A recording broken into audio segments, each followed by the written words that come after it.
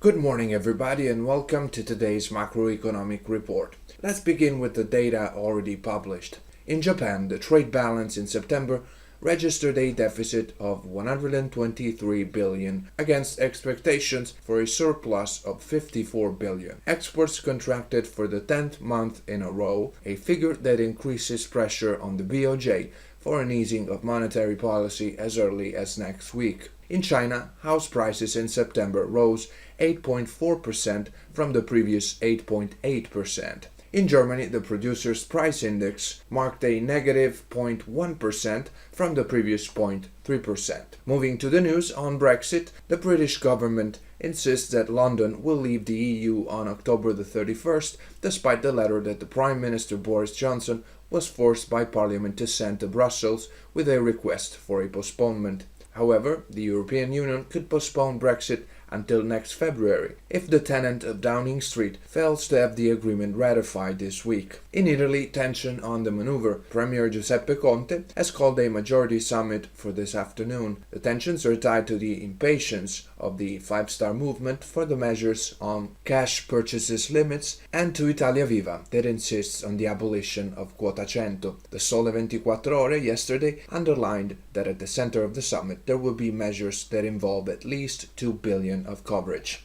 On Friday, Vice President of the European Commission, Valdis Dombrovskis, said that Brussels will ask the government for clarifications on the 2020 draft maneuver. On trade, the US President Donald Trump believes he can sign the agreement with China at the APEC summit in Chile in mid-November. On the American-European front, Brussels aims to bring home a broader trade agreement with the US to avoid other potentially more devastating tariffs. The IMF discussed how to push countries to follow and improve global trade rules to reduce uncertainty about global growth.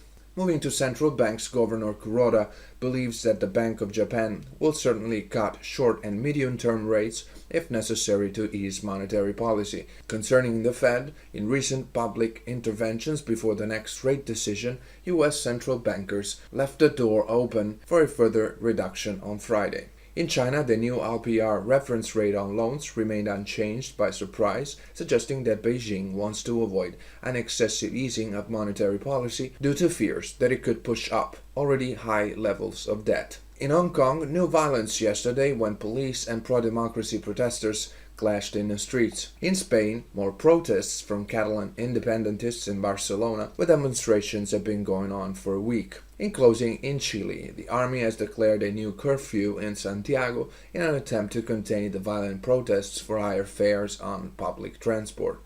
That's all for today's macroeconomic report. Thank you for your attention. Good day and good trading from MQO Suite and Top FX.